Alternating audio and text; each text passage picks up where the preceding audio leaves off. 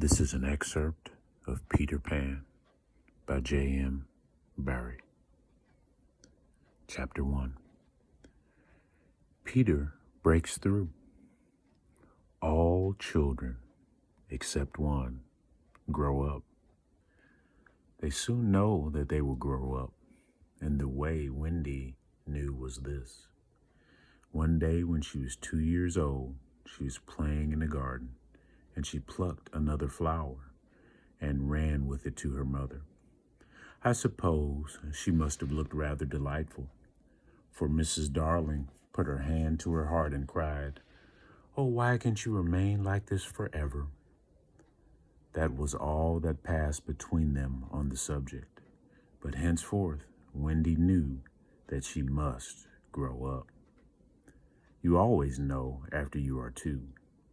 2 is the beginning of the end. Of course, they lived at 14, and until Wendy came, her mother was the chief one. She was a lovely lady, with a romantic mind and such a sweet, mocking mouth. Her romantic mind was like the tiny boxes, one within the other, that come from the puzzling East. However many you may discover, there is always one more, and her sweet, mocking mouth had one kiss on it that Wendy could never get, though there it was, perfectly conspicuous in the right-hand corner.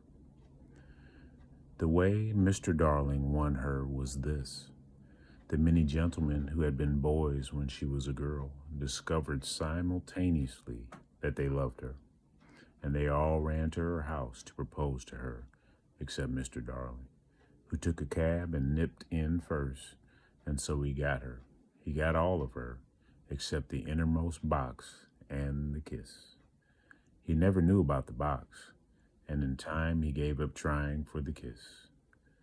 Wendy thought Napoleon could have got it, but I can picture him trying, and then going off in a passion, slamming the door.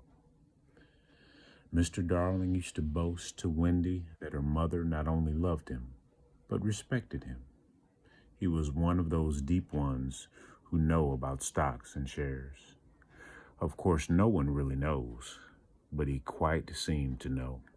And he often said stocks were up and shares were down in a way that would have made any woman respect him. Mrs. Darling was married in white, and at first she kept the books perfectly, almost gleefully, as if it were a game. Not so much as a Brussels sprout was missing, but by and by whole cauliflowers dropped out, and instead of them, there were pictures of babies without faces.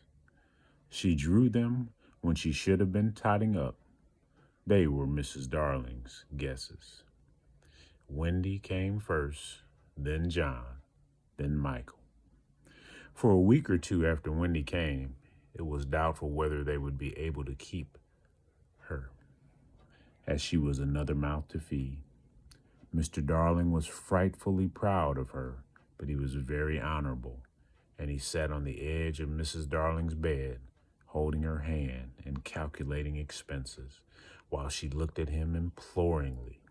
She wanted to risk it, come what might, but that was not his way. His way was with a pencil and a piece of paper, and if she confused him with suggestions, he had to begin at the beginning again. "Now don't interrupt," he would beg of her. "I have £1.17 here and 2 and 6 at the office.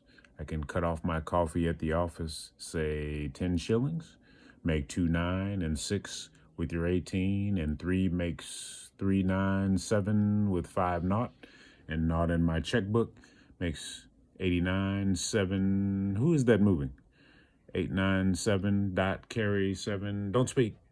My own, and the pound you lent that man who came to the door. Quiet, child. Dot and carry, child, there. You've done it. Did I say 9 7? Yes. 9 7. Oh, the question is, can we try it for a year or on 9 7? Yeah. "Of course we can, George," she cried. But she was prejudiced in Wendy's favor, and he was really the grander character of the two. Remember Mumps?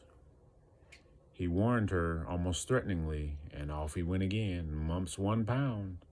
That's what I have to put down, but I dare say it will be more like 30 shillings. Don't speak measles.